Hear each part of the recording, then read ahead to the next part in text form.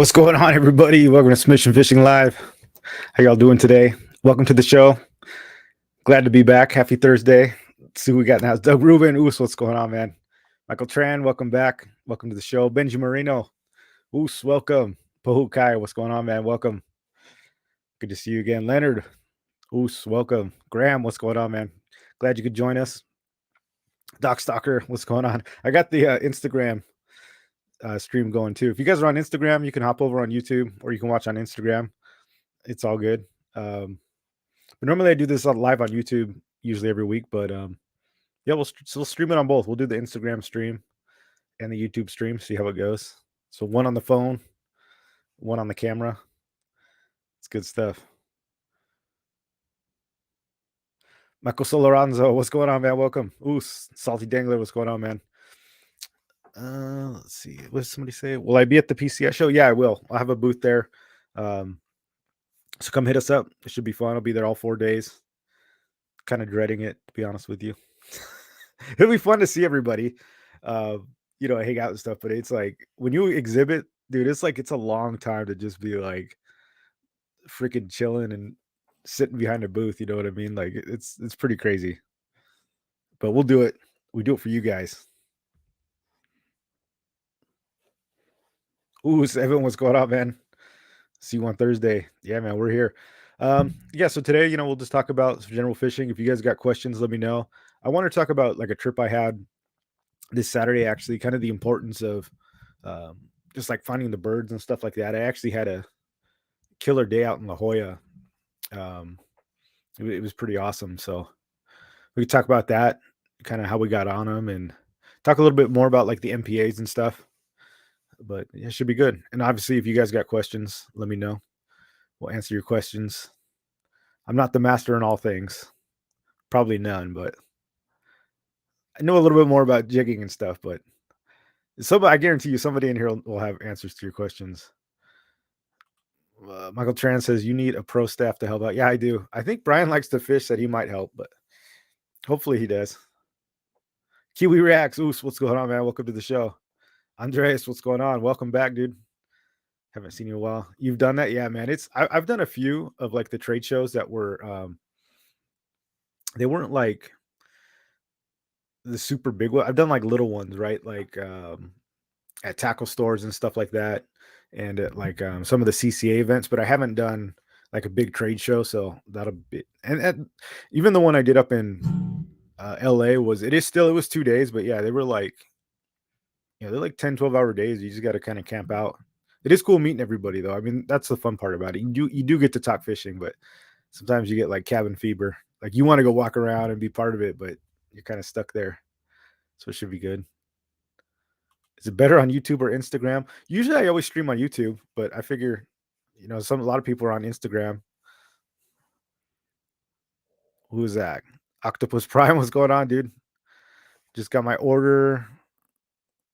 Hopefully I'll have luck with them Saturday. Yeah, dude, where are you fishing? I think you'll have luck. Got to start somewhere, dude. But I think you get them. It's gonna be hard because I'm just juggling both now. Normally it's just on the YouTube, so it's like I can see the YouTube chats and stuff, but we'll give it a shot. I saw some posts on the 30 for 30 topic. Was there some changes? Yeah, there was. So we'll talk about that a little bit. There was definitely changes on the 30 by 30. Not really changes, but just like some updates for sure. Arnie, what's going on? Oops, welcome to the show. Traveling around a lot recently with the military. Good to be back. Yeah, man. Glad you're back for sure. Yochinator, what's going on, Yoch? Good to see you. What's going on, guys? All the Instagram guys, welcome to the show. Just streaming, doing the dual stream here on YouTube, Instagram. Spotty at best. What's going on, dude? Congratulations. You guys are killing it out there. The Spotty Bowl. Is it me or is your audio out of sync? It's probably me. I've been trying to fight this damn thing forever. I could switch it, but I don't know if it's not that bad. We'll just leave it. Sometimes it's good, sometimes it's bad. Captain Dan was giving me some advice, but I don't know. It was like I've done it. I've like turned everything off. I think it's a hardware issue because if I switch like my systems, it tends to work better. Of course, on the Instagram, it's like I'm using the mic, but it's just my phone volume, so it won't matter. TV Metal Art, Oos, what's going on? Welcome to the show. Glad you could join us. So you bring up my notes here. Let's see. In fishing news, the only thing we got news wise, some good news is that the a lot of the reservoirs and stuff are filling up. A lot of them mostly in like Northern California, Central California is where they're seeing the biggest kind of increase. So lots of reservoirs, rivers, stuff like that, and that's some good news, especially from all the rain we've been having.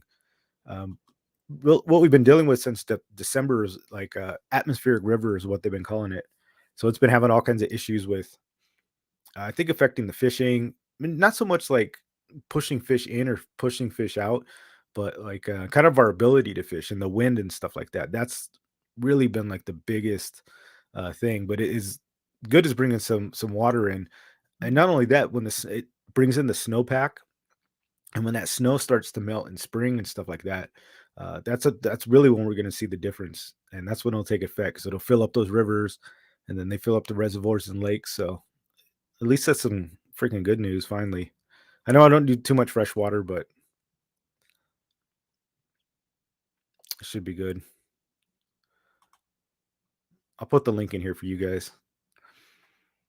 Benji Marino said, "Is Submission Fishing Co. gonna get some hoodies? Nice Submission Fishing logo on the back." We tried some of the like the ones that we kind of had made, like Roman does, and they ship them out. I wasn't too thrilled like with the quality, to be honest with you. So we kind of pulled them off because otherwise we'd have like with the shirts and the hats we have made. So they're really good quality because we know the people that make them. We have them made it, but then we have to buy like the whole stock. And if like they don't sell or move, then we've got like it's hard to determine because you have to get like all the sizes. And the apparel, like it doesn't move all that much, so it is what it is. I mean, unless I can find like a different person that kind of pushes the orders that does like kind of better, we might switch to that. I mean, if there's a market for it, but the apparel, it does pretty good. I mean, some of you guys like the shirts, but they're not like they don't sell like the jigs and stuff like that.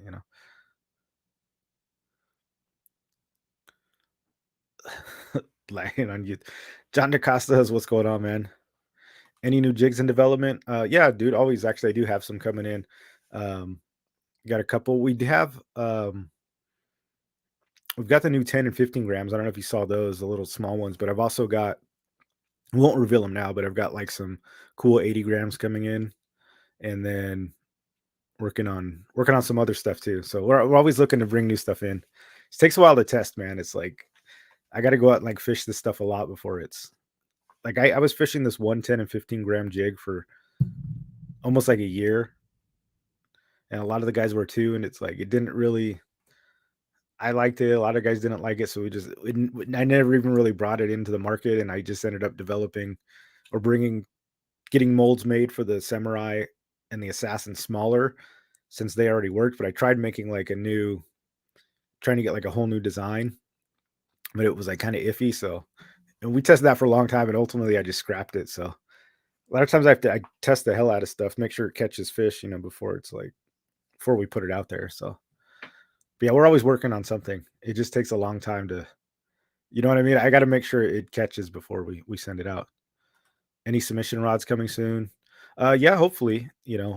Um, I'm kind of waiting on Taipan rods really to they're working on submission blanks.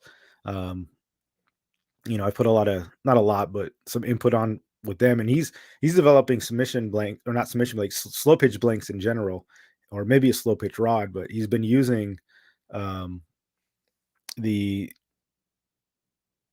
submission fishing like jigs and stuff like that to find like the weight and stuff. So they should be pretty good. But yeah, I definitely like to make one. I know like Warbaits, um, they had a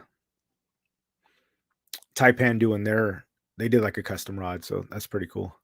So nothing real soon. I mean, nothing's like finalized. Down the road, I would like to definitely do it. Find something that's just like perfect for the jigs. And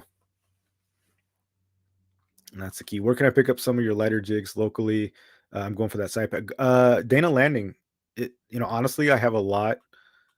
I've sold out.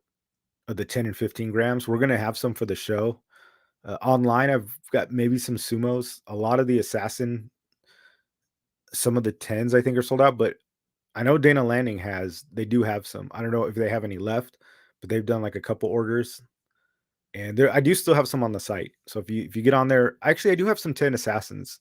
I think the 15, a lot of the 15 assassins are gone, but I think I have 10 and I still have some 15 sumos and 10s. But some of them I know some are sold out. So but Dana's gonna be your place to go. Just check out Dana Landing. John Escobar, Oos, what's going on? Yeah, John DeCostas. He knows. It'd be cool if you had a Bay Rod. Yeah, I think that'd be awesome. Start saving money.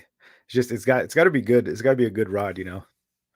The Bay Rod I feel like though is it doesn't have to be like a specialized, you know what I mean? Because it's the bay's so shallow, it doesn't I feel like the rod matters less, at least for like jigging and stuff like that. But as you start getting deeper and having to work it, I mean, it is still important for sure, but I feel like you can get away with more rods, you know, like a more like what is the word I'm looking for? Generic rods will work. Then if you go out deep, try to jig, it's like you can't work it with like a half-ass rod. And they have one left. Oh no. Yeah, Fisherman Access has them too. He's down in they're up north of us a little bit. Yoshine ran out of 60 assassins last time I went to Dana. I don't know if Dana carried the 60s. Maybe they did. I feel like they were into like the small they were into the small ones. But I got a new, yeah, I think I've still got 60s. I've got another order of 60s coming in because I am short on some of those, but yeah.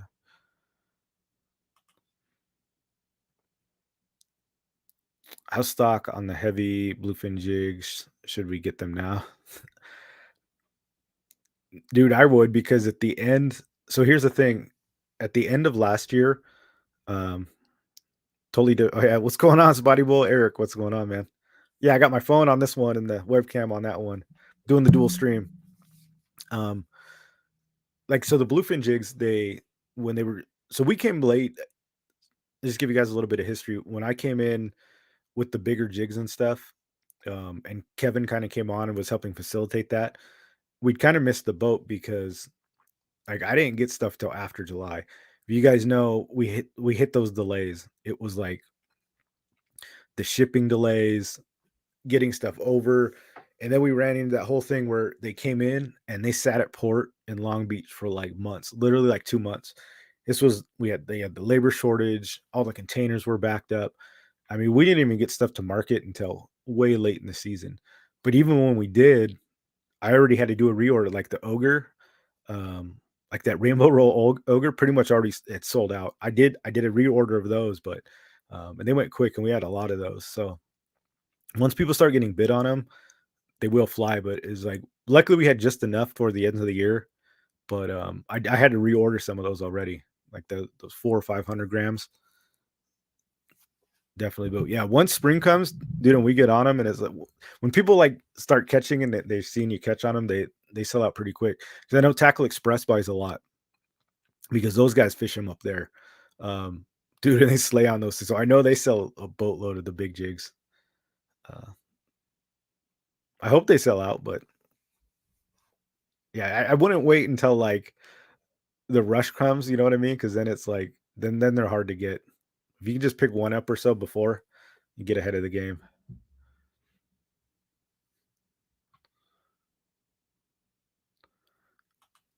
How much do you want for it? What are you guys selling? Oh, he's got one left.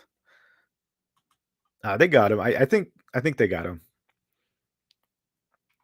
Using a Phoenix 6.9 RTS for the 50. How does that work? Is it pretty good? I like the Phoenix actually the M1 inshore, like the lightest one. It works pretty good too. Yochinator, do you use a bait caster for slow pitch jigs like Shimano SLX? Um, for the small stuff, I like spinning reels.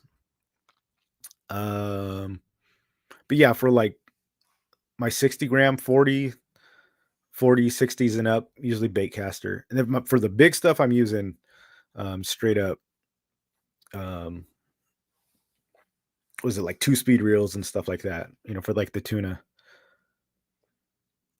But yeah, baitcasters are good. I have the like the pen low profiles. That's what I've been using.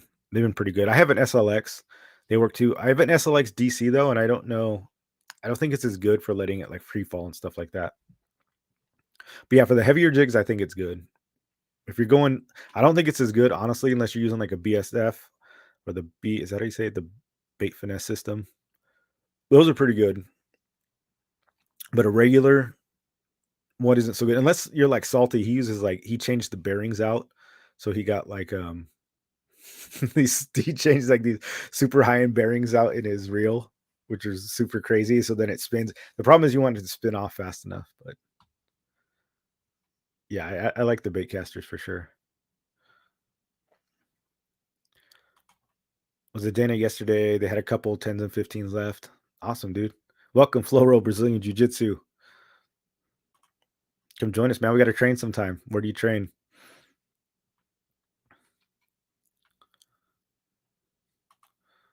Yeah, I'm trying to, and I'm trying to, so we don't run into like shortage issues. Like I know we're pretty good on stock right now, but it's like that. You play that the game where like you just have stock, but you don't want to carry too much stock, and but you want to make sure you have it for sure. Yeah, baitcaster is good, definitely. Stainless ceramic hybrid, yeah, dude. Oh, the Boca bearings, that's right. Yeah, I haven't gone that deep, but that's cool. That's definitely cool. Steven Johnson, what's going on, man? Welcome to the show. If you guys are on Instagram, you can join us on YouTube, join the chat. If not, you can stay on Instagram with the judge. Good stuff. Let me see. Bring up my notes here. Um, yeah, and then just finish some of the news announcements. So if you guys are in like the Hemet area, I'll be at last chance tackle in Hemet. So they're changing stores or opening a new store, like a bigger store, I guess. So I'll be there. I know Fishing Reps will be there with some of his companies. So if you guys are in like that Lake Elsinore, Paris area, come say what's up. I'll be there Saturday morning. I won't be staying all day, but I'll have jigs for sale, and I think they're having vendors and stuff like that. So it should be pretty cool. So if you guys are in Hemet, come say what's up. We'll definitely be doing that. Come buy some jigs or plastics, whatever you're into. I think there'll be a lot of people there. Yeah, and I think that was about it. And then obviously the trade show's coming up, which you guys know about. Let's see. Ooh, Stario, what's going on, man? Welcome to the show. Yeah, so like the 30 for 30. So some of the update on that is, so if you guys haven't listened to the new CCA podcast, it was really awesome because they had I think his name was Jim Hendricks, and he writes for a magazine, I forget which one, but he's part of the CCA board as well. And they had him on the podcast, and it was really good. And he talked about a lot of the stuff for the 30 by 30 and the changes and what we can do about it and all that. So really good listen. So if you guys check it out on Spotify, that's where I listen to it, the CCA podcast. If you're not a member of the CCA, check it out. Basically, what they were waiting for was kind of a report. So we've just kind of been waiting because the order was given right for the 30 by 30, but nobody really knew kind of what was in it, what's going to be in it. So that's what we're going to do. So apparently it's been printed, and we're waiting to see what's in it, so that way we can address it, come to the table with it, and all that stuff. So now's the time to like really mobilize and get in. And when you listen to the podcast, Carl Black, so welcome to the show. And when you really get into like his podcast, I definitely give it a listen. But to summarize some of the things, some interesting things about it was, if you guys remember a couple years ago, what they had was AB 3030. So that was a bill that came through, and it went through the democratic process, in that it was a bill that was written. It had to go before boards. People were brought to the table. It was kind of voted on. It had to go through a process. Um, and through this process, it actually failed. It was beat the CCA. It died. Like it didn't make it through some of the boards and some of the processes. And it was legislation that was properly brought up. So one of the things that happened was it was a big victory because everyone's like, okay, it just kind of went away. We defeated this thing. It was the AB 3030 bill. But then what happened was, and the biggest problem with what's going now is there is no democratic process for the bill that's coming because it's not a bill. What happened is the 30 for 30 is not the same as the AB 3030. So the 30 by 30 is straight up, it's an executive order from Gavin Newsom. There is no process, there is no boards, there is no oversight, there is no democratic process in it. There's no overview. He's basically used an executive order to push the 30 for 30. That's the biggest problem, and that's the biggest tragedy with the whole thing, is that when it was brought through legislation through the proper channels, it was defeated. It didn't make it through. It was dead in the water. But the same person that penned the AB 3030, he's there, in Newsom's all thing, his whole thing, standing next to him. It's the same verbiage that failed that got pushed through an executive order. So that's the biggest problem with it, and that's what should piss everybody off and make you angry, because nobody even really has a chance to comment on it or anything. They're just like, no, this is it. You don't get it. You don't get a vote on it. There's no assemblies on it. There's no boards to oversee it. So that's the scariest thing with it, is how it went from a bill that failed to then just getting pushed as an executive order. And executive orders, let's be honest, they're made for, like, as far as I'm concerned, wildfires, earthquakes, nuclear attacks. Like, that's an executive order. Like, that's something that is pushed down from the top, that doesn't, something like this, that an executive order for something that nobody has say in, it seems crazy. So check that out. Check out the podcast. It's what we can do now. So now that we know what's in it, we have to fight to keep the lands, keep the fishing lands and stuff like that. Keep everything open, I guess, is really the key. So now that we've kind of got the documents on it, it's kind of where the fight begins. So that was the change, basically. Not too much of an update or anything like that, but yeah, just kind of sucks. So they already have 14%. Like, the MLPAs are already, I think they were saying 16. So 16% of the water, the coastal water, is already taken up with the MLPAs. So then the 30 by 30 would be another 14% on top of that. It was crazy. I listened to that today. Yeah, it was an awesome episode. Just makes you sad, man, if you're an angler. Honestly, it's kind of depressing, because we're talking about how it's 16% of the land, or 16% of our water is already gone, right, with the MLPAs. But like he was stating, is that they took the best fishing ground there is. And you guys know, right? We have the 90-10 rule, is that 90%, those of you guys don't know, the idea is that 90% of the fish live in 10% of the water. So you would say, okay, well, we still got, what is that? I don't know the percentage, 84% of the water is still available. You know what I mean? But the problem is they took the best part of the fishing water with the MLPAs.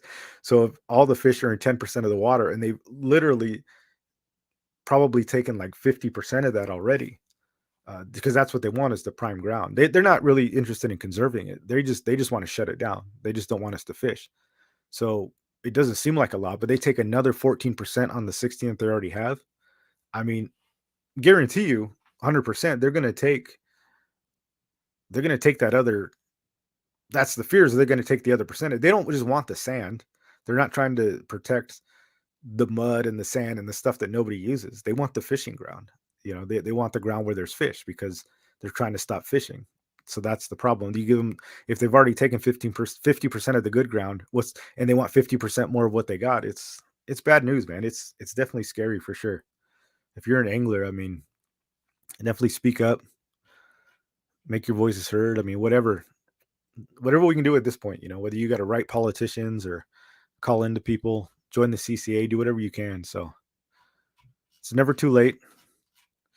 Just got to keep up the fight, guys. So yeah, check that out. He explains it a lot better than I did. So, and he's the one out there kind of fighting on the front lines, and kind of a lot more eloquent with it than I am. CCA podcast, check it out.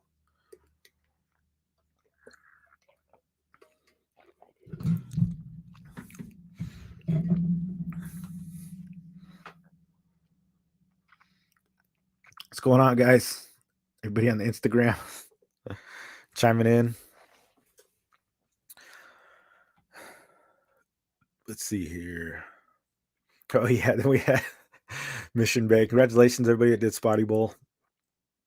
Man, Mission Bay looked like it was a bitch this week.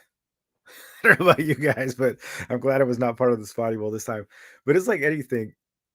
Mission Bay is like because the people that found them, it seems like you guys that placed did really well, but there was a lot of skunks this week, which kind of sucks. But that's how Mission Bay is, man. It's like you either find all the fish or you don't find any of the fish. Mission Bay is just like, yeah, it is so brutal. When you get on them, it's great. But when you don't, man, what a tragedy. But I'm definitely not sad I missed that one. Salty, I know, did pretty good. What Jig Powell, he did really well too. He was in the 70s with his 5 fish, but a lot of people are like 1 fish, no fish. I feel for you guys. I really do. I know people love Mission Bay, but I hate fishing Mission Bay. I don't even hate Mission Bay like just because like the fishing's slow because the fishing I actually had one of my third places from 2021 was actually in Mission Bay. So it's not like Mission Bay is terrible, but it's like I don't know, I just something about Mission Bay is like I just don't like fishing. I don't know if it's small. It's got like a weird vibe to it. I don't know if that makes sense to you guys, but it's like Mission Bay is like I just don't really like fishing there. I don't know if it's the size or the way it's laid out, but I seem like I get bored really quickly there. Like you fish those same docks, but then even when you go out in the grass, it's like it's so kind of closed and claustrophobic.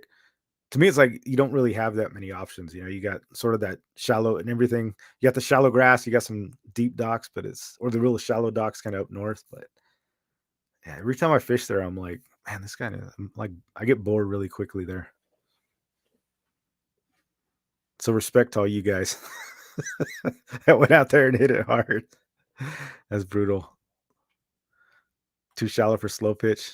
No, I still use it there. The Quivira Basin's deep, dude. It's actually like it's some of the deepest. It's deeper than even a lot of the docks in San Diego. Um, but you can. That's where like that 10 and 15 still work. I know it's really shallow by um, what is it? SeaWorld.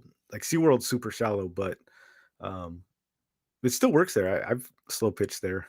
It's not as great, yeah, because you don't have they don't have as much time to like kind of see it and react, but you can still get on it.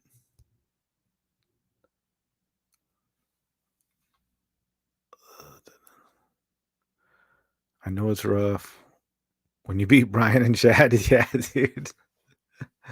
Right? Because yeah, it's just crazy because it's like Mission Bay is like I was saying when you if you can find them, dude, you're in good shape because they're usually there.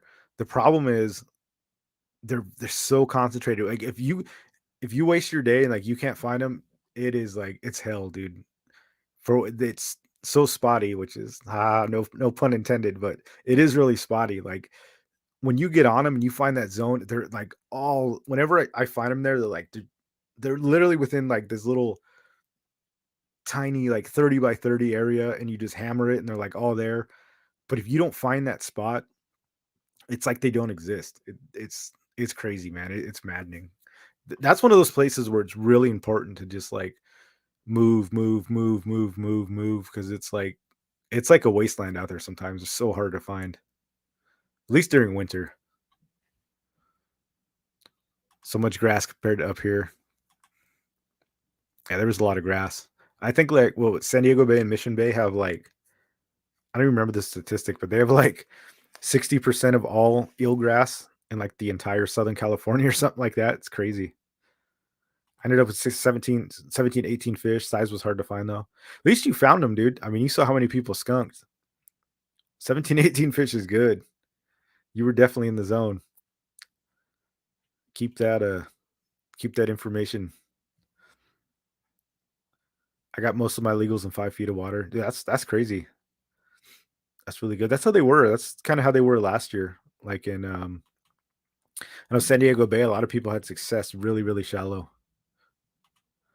Makes me want to cry like a little baby. Yeah, with fishing Mission Bay. Had a tough time for various reasons. Yeah, you were sick. We'll let it slide. Yeah, Mission Bay's a bitch, dude. Although it can be. There are some hogs there. Although one thing that what was it, 20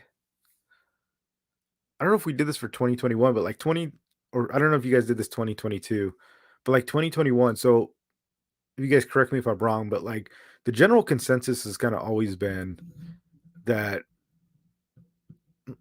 like the bigger fish were in Mission Bay, right? Like, oh, Mission Bay doesn't have a lot of fish, but they've got the bigger fish. That's kind of been the talking point that I think a lot of anglers have. But after I know like the 2021 Spotty Bowl, um, the average, the large fish average was actually larger in San Diego Bay than it was in Mission Bay. And I know that was kind of a surprise to everyone because it was kind of that talking point everybody talked about was like, well, Mission Bay doesn't have a lot of fish, but we got really big fish. But the average actually turned out to. So I'm curious if we had that statistic from last year. So I wonder if that was the same in 2022. I didn't follow it as closely, but I just thought that was interesting. It was kind of a misnomer that all the bigs there got to start fishing more. Haven't been fishing lately. Yeah.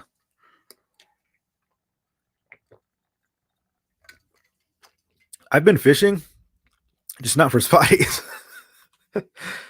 That's why it's like, man, I'm so out of practice. It's like these guys that fish spotties. It's especially to like win tournaments. Like you have to know spotted bay bass, and the guys that win, like Brian and stuff like that, and Chad, some of these top guys, even Salty. Um, I know Salty hasn't fished that much, which is impressive, but like you got to fish them a lot because you have to know the patterns too. And like if you're not on them kind of year round, and you just take like a break, you're like, oh, I'm gonna go fish for some spotties. There's some places where you know they should be, but if you're not in the know and you're not fishing all the time, it's like you just go and they're just not there anymore, right? It's like you haven't been out there in 6 months looking for them. You could always get lucky. I mean, I know a lot of people. Come on, let's be honest. There is some luck. There is some luck to the fishing game. Like you could just find that spot where they blow up, but generally you just need like that. The guys that perform well are the guys like the Yak Ninjas. I know these dudes fish all the time, and it's like, and you see them doing really well because constantly on that water. They know where they are. They know where they aren't. They know how to catch them, and it's like they they change. They change where they go. The fish are in different places. So if you're constantly fishing them, you kind of always know where they are, and it just like year round it pays off. And it's like I'm so out of the loop spotty fishing. It's like I don't know. I could probably go throw on some grass, go hit some docks. Like I know general areas. I can still catch them, right? But I don't know like where the hogs are these days, in the hot spots or anything like that. I mean, I could probably go catch spotties, but I don't know what the quality of them are going to be. I do like it every now and then. It's fun. I got to go hop on my kayak and go kill some spotties. I think I went out. That's not true. I went out a couple weeks ago. I did okay, but it wasn't like didn't have any monsters. Just lots of dinks. I was testing. Oh yeah, you guys saw some pictures. I was testing some of the 10 to 15 grams, making seeing how they were doing in the winter. What's the lightest line you'll throw with a 10 to 15 gram? If I'm casting and retrieving, like from shore or bouncing it, like from bouncing it over grass or like just the open sand area. I mean, I'll go 10 pound, probably super light. By docks, honestly, I don't fish anything lighter than usually 20 pound. Even on the 10 and 15s, maybe you can get away with 15 pound, but I still try to keep it heavy at the docks or anywhere that there's like heavy structure. Just because, especially with the light ones, they come up and eat it, and you don't know they've gotten it, and then they've just like freaking tangled it up. Contrary to popular belief, this is OC Ranger. My fishing crew has had a lot of luck catching spotties on Ned heads. Oh yeah, dude. Neds are like Ned's legit for sure. Ned rig was like the bait of 2020. That's like what everybody was fishing with. The Z Man. Yeah, Ned's good though, dude. Ned head works. Jesse, Oos, what's going on? Gonna watch from the start with the replay. Awesome, dude. Gonna catch up. Type Pen Rods. What's going on, Simon? We're just talking about you. Everybody's asking about my slow pitch rod. I'm like, hey, dude, whenever these guys get me one, want to make me one, get some in production. But I know you do. you got you got a lot of work ahead of you. You're a busy man doing everything in house. Do you recommend 40 gram or 60 gram for bait barge on half days? Um, Dude, 130 gram. It doesn't. You know what? It depends on the current. If the coefficient's low, 40 grams good. 60 gram all day though, it will work too. So it just depends on the day. If the current's ripping, I'd definitely go for a 60. But I joke around because I've thrown 130 gram there, and they smoke that thing, dude. Don't be shy. Sand bass, you don't need a small jig for sand bass. And at the bait barge, it's primarily sand bass. There's calicos too and halibut. There's not too many spotties. The sand bass, they'll eat a huge bait. They are not shy about hitting a big jig. So 60 gram is always good too. I might even just stick with the 60 gram there. I think they like that bigger presentation.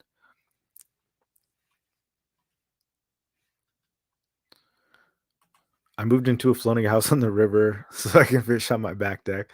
That's awesome. Yeah, I saw that picture on Instagram, dude. I wasn't sure if that was like I wasn't sure if that was a joke or not. That's cool though. Does it move like when you're trying to sleep? Or it probably was. It looked like it was kind of on a dock or something. Dario Simas, I don't know freshwater. I'm jamming saltwater. 15-pound two-stroke. Mercury bogs in the salt. I may have sucked up a diaper, a dipper, or a diaper. What's going on, guys? Everybody from Instagram, welcome. Left a question up there. Let's see what we got here. Doc Stalker. Sorry, I haven't been keeping up with the Instagram questions. Is summertime no skill almost? Laugh out loud. I was barely starting to fish with lures and I started off great.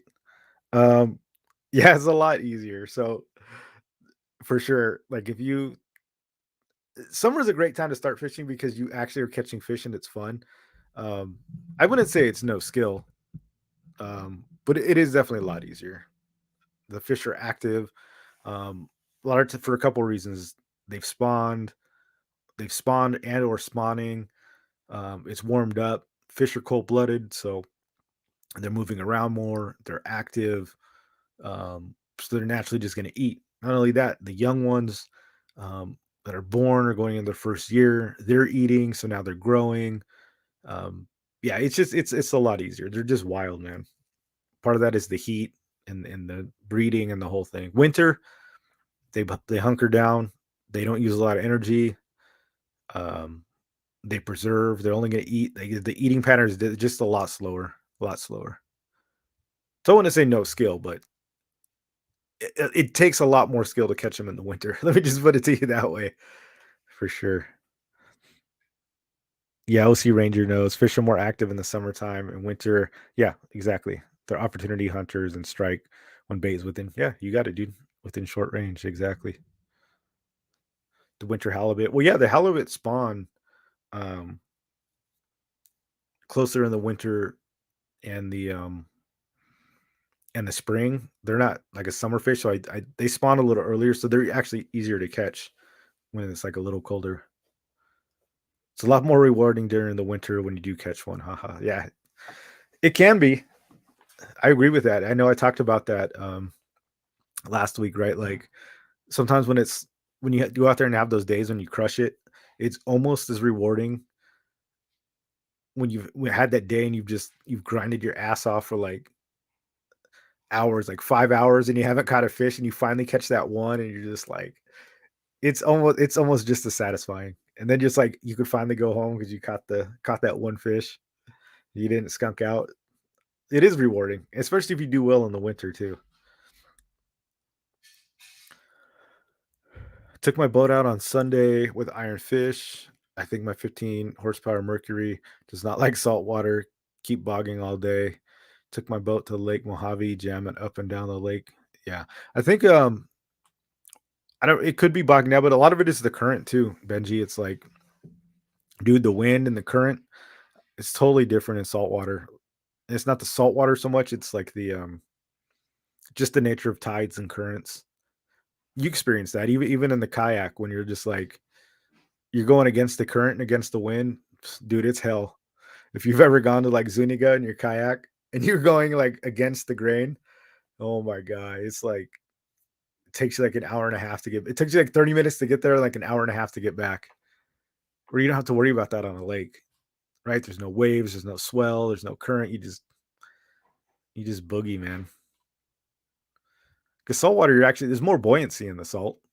You should be a little better.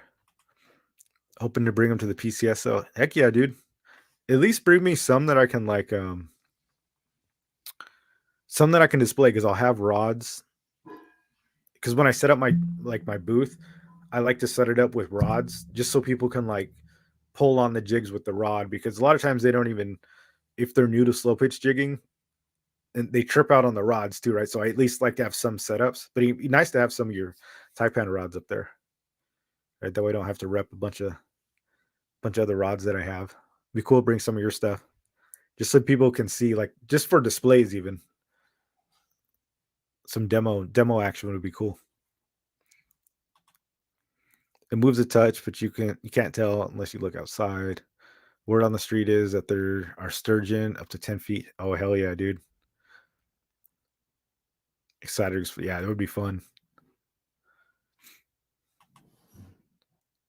Yeah, the prototypes. Yeah, just bring some prototypes, man. At least just so we can just for display. That way people can see them on the setups. I think that'd be awesome. Yeah, so am I. Yeah, it's weird. Salt water is heavier, but it shouldn't make a difference to the motor. Yeah, I don't know. I think in 15 pounds. I was like my PA 14.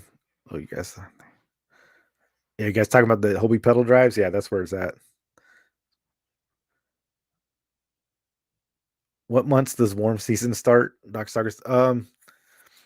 It depends, dude. It all changes. It's you know what the key is? It's when the warm water starts. And that's the key because sometimes it can be warm out, but if we're getting when the current typically comes from the north and it runs down like from Alaska and Northern California, it stays cold.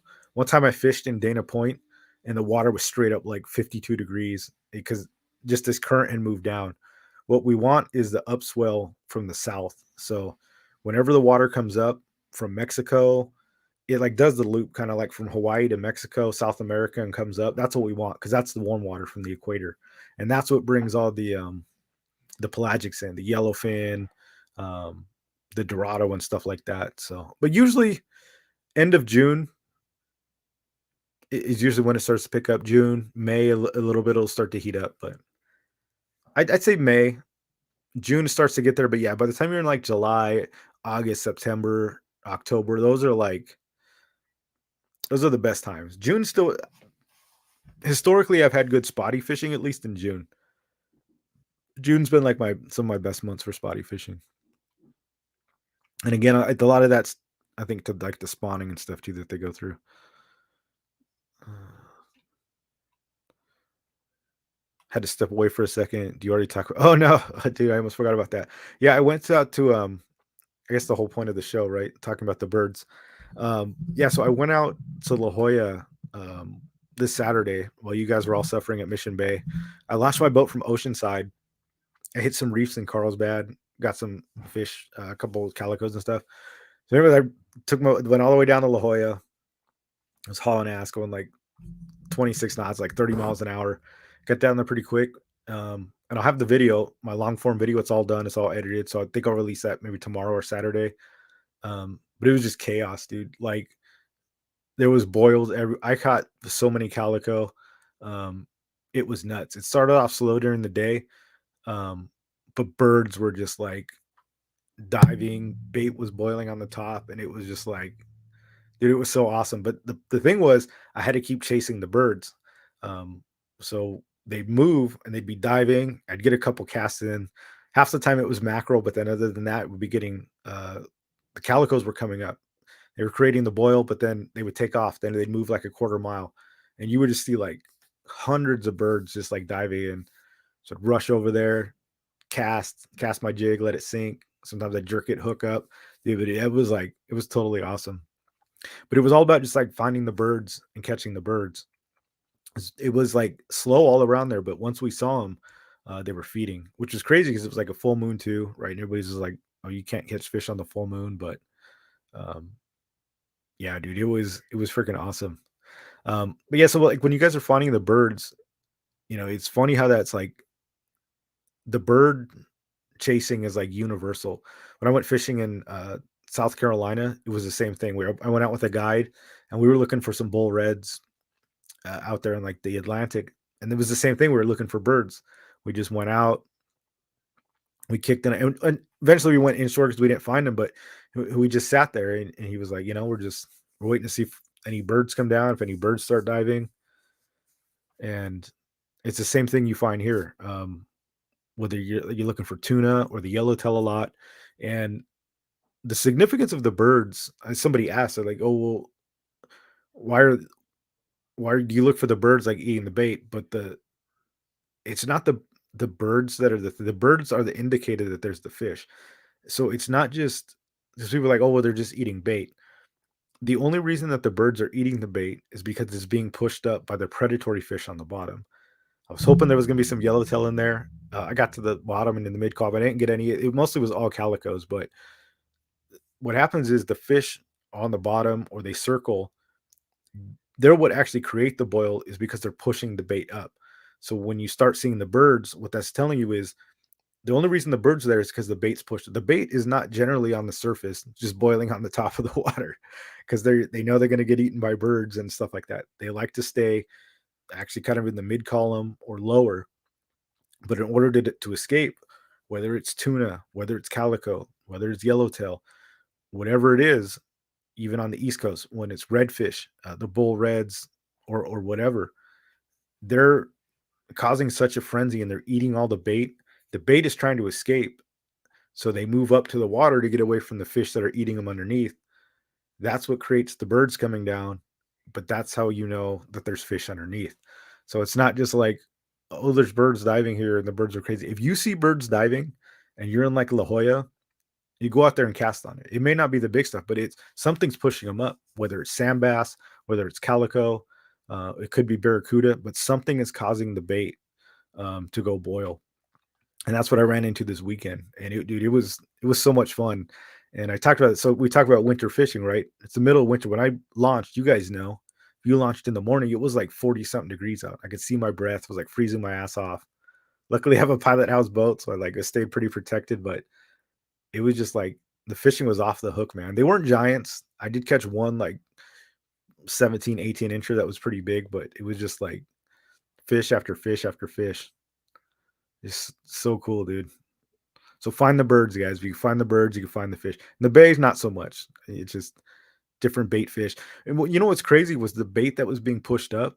Dude, these mackerel were like they were like 18 inches and they were thick, where like you couldn't even like put your hand around them, which was crazy. Because you got to think like, how you hear the old adage like match the hatch. I don't know if they were eating these things, but some of these mackerel were like the size of the freaking calicos that I was catching. So I don't know if they were like targeting the smaller mackerel, but I was just throwing like a 40 gram assassin. I caught everything on, and they were just smoking that thing. But that bait was nowhere near the size of the mackerel that were in these boils. Like a lot of times I was catching the mackerel, which was annoying because it was one time I did like 6 casts in a row and I was trying to get to the mackerel kept eating the jig, but I was trying to get below the mackerel to like catch the calicos, but half the time I was catching mackerel. The other half of the time I was at least catching calicos, but yeah, the bait was just like quarter of the size of or the jig that I was throwing was like a quarter of the size of the bait. So I wasn't matching the hatch and I'm still getting bit. It was super fun. Genator mackerels are tasty. Man, you should have went with me because I probably threw like 3 million of them back. Dude, there was so many. And what was interesting too is I was hooking up or rigging some of the mackerel on like a dropper loop. Um, to either see like maybe there's a just to throw one down, right? There's a yellowtail or something down there. I did not get a single fish on the bait on a mackerel, trolling a mackerel, and then I drop a looped one on the bottom. Most of the time that I was fishing, I had a mackerel pinned because I was catching him.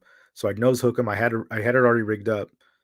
I was throwing live mackerel in while I was throwing jigs. Not a single fish on the mackerel jig. Sometimes I pull it up and the mackerel was gone. I don't know if it wiggled itself off or it got eaten and I just didn't notice. I really wasn't paying attention to it. I was just casting, but I just thought that was interesting. The jigs were on fire, but they were the live bait was just not getting. They weren't eating it, even in the middle of like all the boils and the chaos. It was crazy. Any marks? Oh yeah, dude. Wait till you see the video that I've got coming. Like I said, I think I'll probably release it tomorrow, and I show you pictures of my fish finder, dude. It was like there was parts where it was just like brick red, where it was bait, and then there was like a layer, and then it was brick red underneath it, where it was like all the fish. It was nuts. Because I had this one part where it's I look on the fish finder and I show it to you, dude. And I cast on it and just yank this hog out, and it was. I was like, oh, hey, there's some fish here. There's marks. Cast it in. Boom, got slammed, and right at the bottom where they were, it was crazy. Yeah, the marks were big. No, yeah, I didn't. I don't think they were yellowtail. I don't know if it was too early but I didn't. Nobody pulled one up. It wasn't that many boats because it was winter, but I mean, there was quite a few. I say quite a few. There was like 5 boats probably out there, but I don't think anybody hooked up on anything big. But yeah, the marks were nuts, man. It was really fun.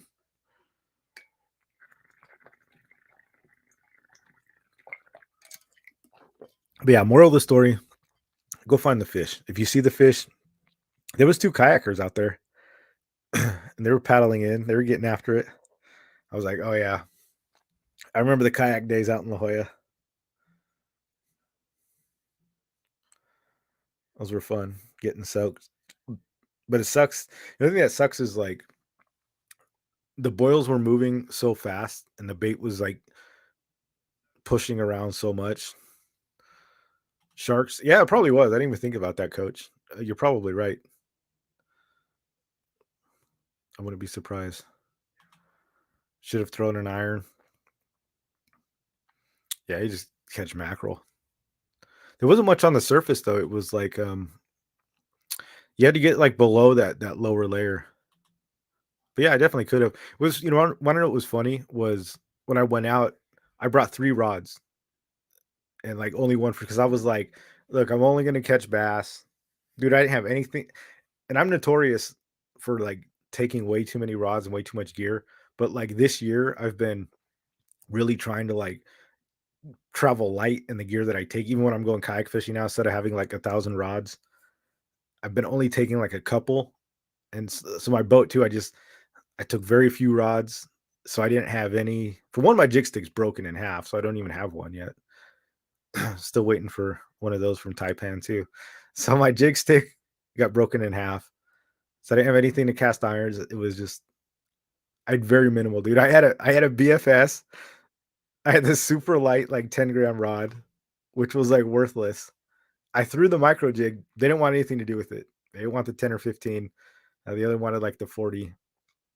And I had my 40 gram set up, and then I had like the Shakespeare um spinning rod. That's what I had the live bait on. So I didn't have many options, dude. But they'll eat that jig too. I know Jeff got 2 yellowtail on the 60 gram, just casting them out there. What could have been? A lot of that zone doesn't get hit by anyone either.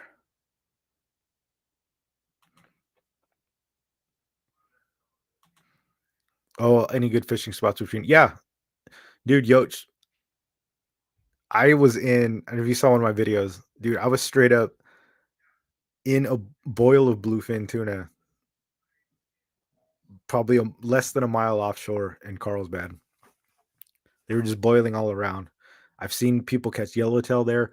Yeah, it does not get fish lot, but I caught some bass and sand bass there this weekend. So on my way down, I started in Carlsbad, Oceanside. Yeah, and I got on them. I've caught some big sand bass there too. But Coach is right; it does not get fish very often. But there's artificial reefs there. Um, that are planted. So there is reef. There's the canyon right there where like almost like La Jolla, that big gash, that finger comes in. There's like huge drop offs. It's not as like rocky as parts of La Jolla, and I think that's why La Jolla is so good. But yeah, there's definitely some zones. I stopped like there's a big MPA unfortunately in like Encinitas, but I just went south of that and like Black's Beach. I fished there a little bit. Um, really wasn't much going on. I got one little nibble, but it didn't hook. But yeah, I kind of hit that whole area. But yeah, I was popping off in La Jolla. But yeah, there is some good spots. But like Coach was saying, yeah, they don't. It's underrated. It doesn't get hit very often, which is kind of good. Yeah, yeah. I tried it out. I didn't stay that long, honestly. I'd like just made a few casts on it. I was kind of shallow, probably like 30 feet of water. I was actually kind of close to the shore. Um, I mean, there's some good bumpy ground there. Like I said, I got one bite, um, but I didn't stick around too much. I think in the future I'll hit that area a little more. Definitely. Yeah, they're there, man. It's like it's crazy. Yeah, I've seen people catch yellowtail there, like right where that zone is, right where that canyon is. What's crazy is there used to be the power plant there, but it's not there anymore. But that was kind of like the marker where you could, because there's a pipe as well. So there's also um how Point Loma's got the pipe. Well, there's like I think two pipes in Carlsbad. You can see them on the sounder too.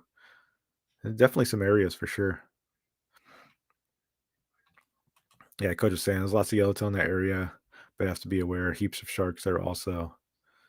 There's loads of reef structure off Ponto. Yeah. Yeah, that's where I fished. I went actually I went to Ponto and hit the reefs. And I went there a couple weeks ago too and had some pretty good fishing. And there's never anybody there. I'm like the only person out there fishing that area. But yeah, just offshore of Ponto too. Like if you just go offshore a little bit, there's actually some pretty good rock piles as well. Um like two, there's like one big long one and then there's like a little short one at the end too. They've been pretty good. But there was no rock fishing, so I didn't even bother hitting those. Not this time.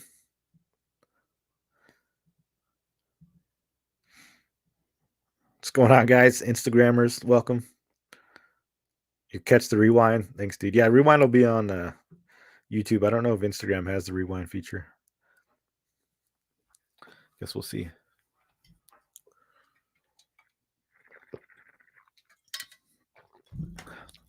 I'll check my notes here, see if I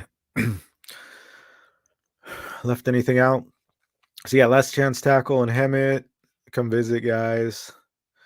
We talked about the La Jolla trip, the birds. Yeah, definitely get involved with the MPAs, or not the MPAs, the 30 for 30.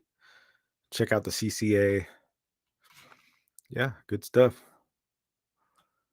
We'll wrap it up here unless you guys have any more questions. Any help with my 2-stroke 15 horsepower? I'm about to toss off the back of my boat. Who, me? I'm not a mechanic. I don't have much help with the fish with the engine. You should talk to Eric. You wanna know what's funny, Eric? I've been on Eric's boat and like I think he's got a 10 or 15 horsepower too.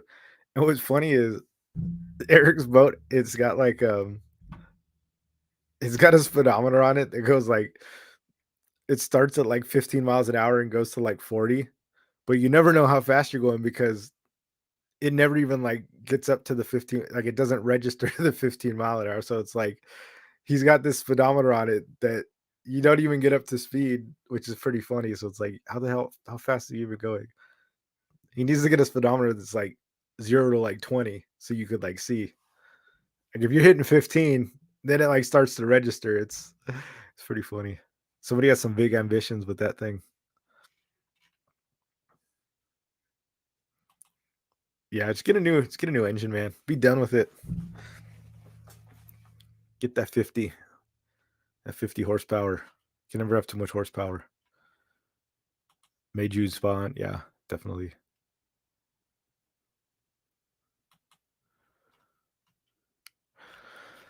All right, guys.